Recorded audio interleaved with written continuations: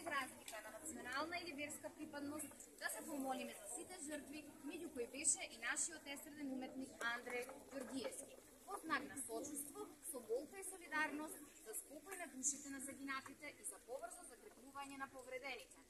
Овој собир е подсетник дека во најтешките моменти сплотеноста и човечноста се најважни. Нека Бог им подари царство